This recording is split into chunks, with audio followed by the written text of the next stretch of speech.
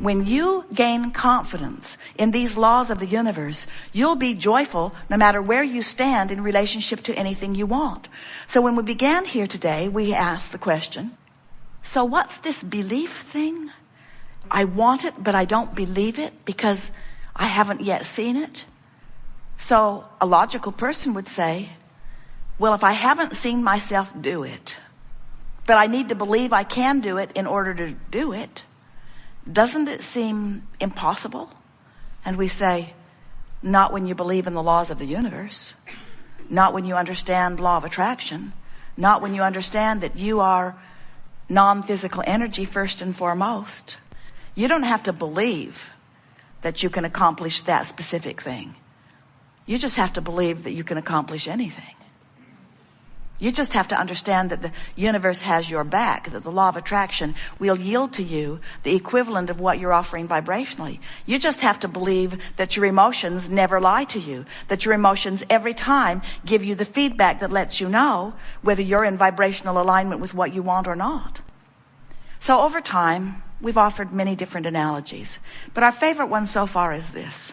So you are source energy, and a part of you comes forth into the physical, while the larger, far and away, the larger part of you remains eternally and non-physically focused, as source always does. Source, get it? Source. Some say, Abraham, why doesn't source come forth and be physical if source thinks we should like physical so much?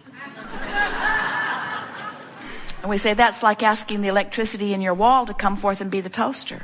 Sometimes the toaster is happy that there's electricity coming through the wall, you see. And so it's the same thing. Source is source, and you are an extension of source out here on the leading edge. So here you are out here on the leading edge as extension of source, exposing yourself to new ideas and launching constant new rockets of desire, which the source within you embraces and becomes the vibrational equivalent of immediately. And when that happens, there is a vibrational disparity between you and the physical and you and the non-physical. In other words, the non-physical you not only believes that this can be, but knows it. Not only believes and knows that it can be, but already is it. Already is it. It's already done, vibrationally speaking. When you ask, it's done. There's just one little thing you have to do as you are physically focused, and that is you have to become a vibrational match to what you're asking for.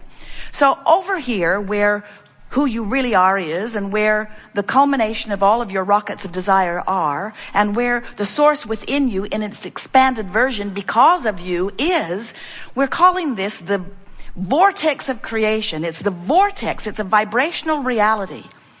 We talked earlier about how when you look at something that's already manifested in your reality, you say, well, I can believe that because I can see that.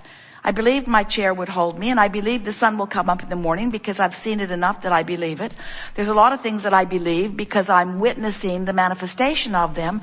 And we say, if you will decide today that you're not going to need to witness the manifestation of something before you believe it, you will become the creator who can create anything that you desire. And we want you to understand that it's easy to do because over here in your vibrational reality, by the way, this is the reality that precedes all manifested reality. So don't feel bad. Sometimes our physical friends think, oh, well, yeah, vibrational reality. I'm rich there. I'm skinny too. But what we want you to understand is the vibrational reality always precedes the reality.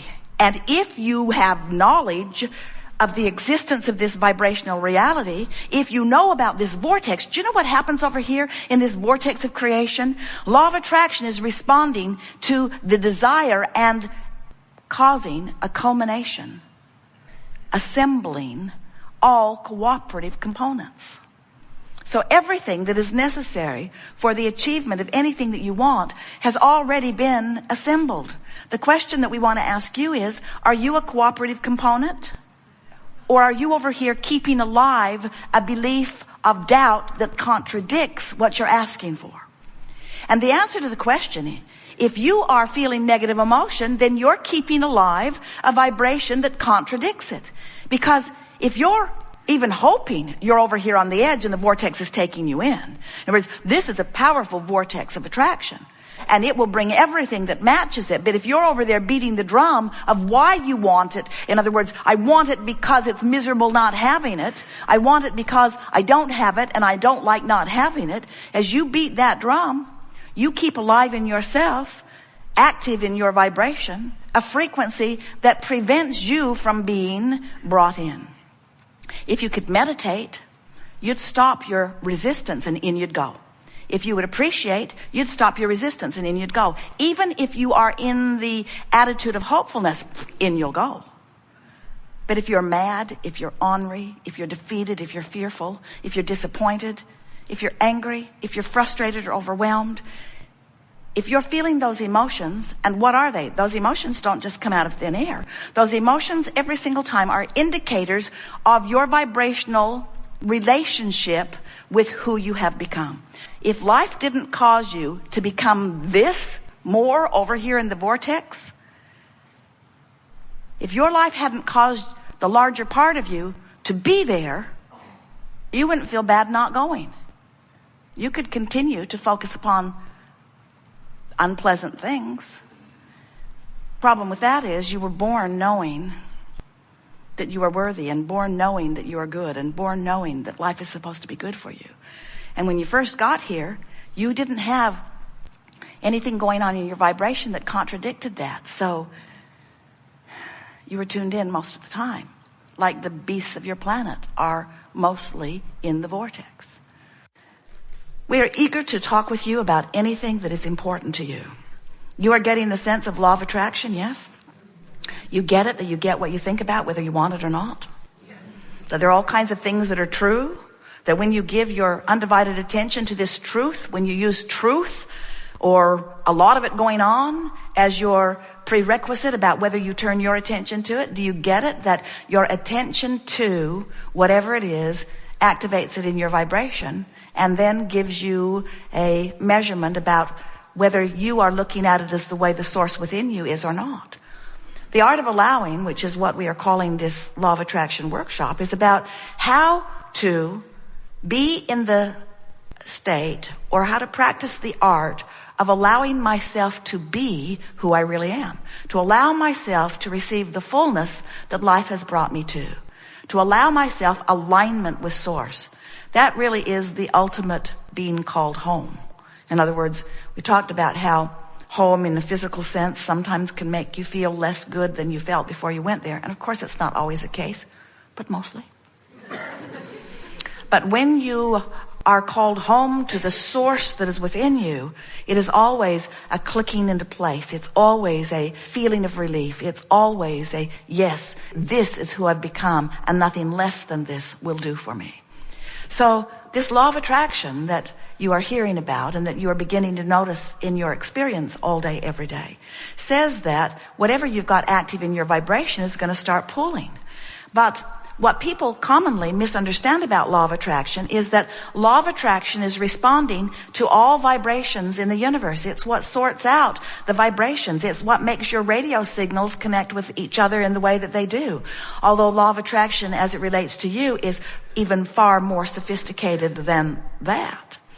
So what we're saying to you is, you've got this vibration going on as you beat the drum of whatever you're giving your attention to now in your body. And you've got this vibration going on of who you really are, who the source within you, what your inner being is now thinking about. And what your inner being is thinking about is all that you've asked to be.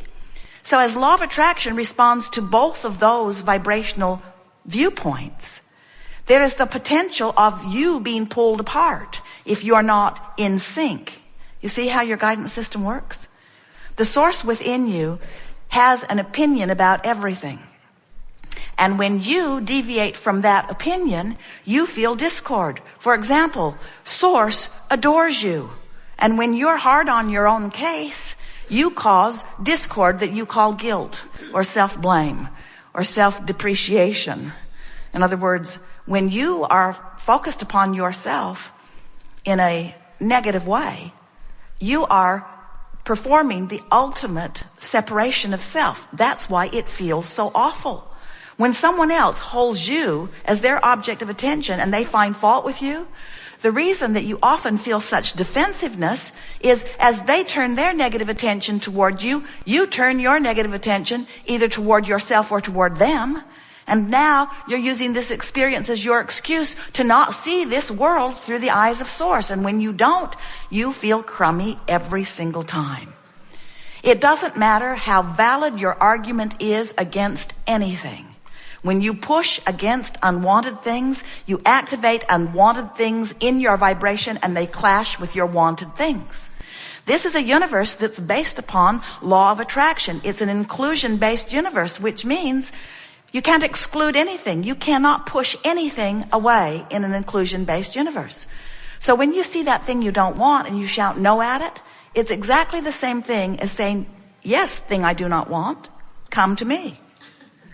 When you see something you want and you say yes to it, it's like saying, come to me, this thing I want. So when you realize that you get what you think about, whether you want it or not, then you begin to set forth a different criteria about whether you give your attention to it. And that really is what art of allowing is. Art of allowing is accepting that you are source energy at the same time that you are physical. Do you? Art of allowing is acknowledging that that larger non-physical part of you is pulsing with the fullness of all that you have become and is holding this position of the best that you are. And it's not just the best that you are, it is the culmination of all that is. In other words, that which you are reaching for is harmony with the best synthesis of life that has been.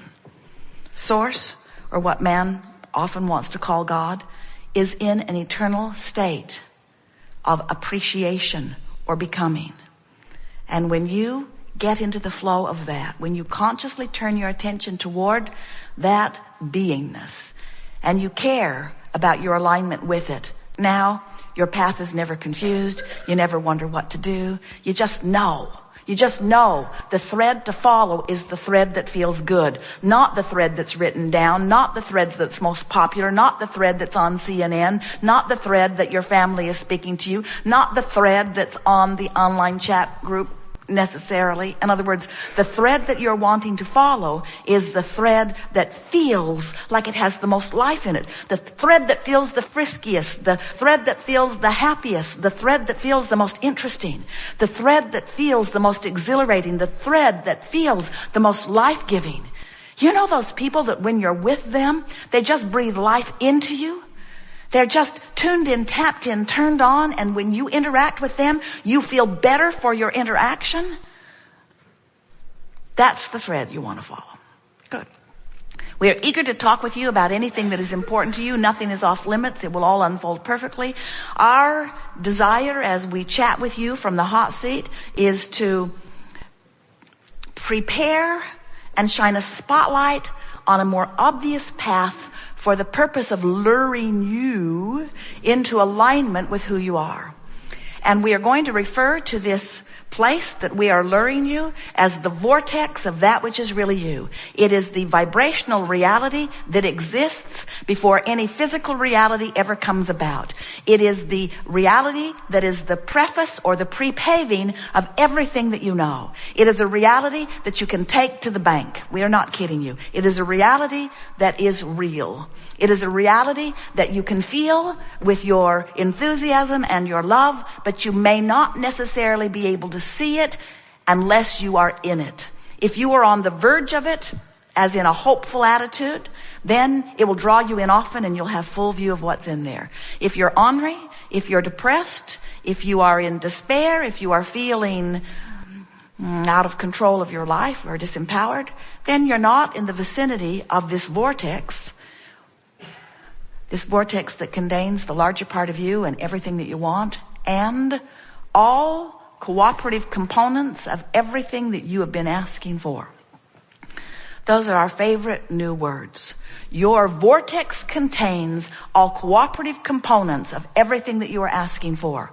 But you've got to be in the vortex before you can see or rendezvous with the cooperative components. They're already in there. And we don't want to hurt your feelings, but we want you to know that often you are the only uncooperative component. And the reason that you're the uncooperative component is because you're still In step one, you're saying, where is it? I want it. I don't see it.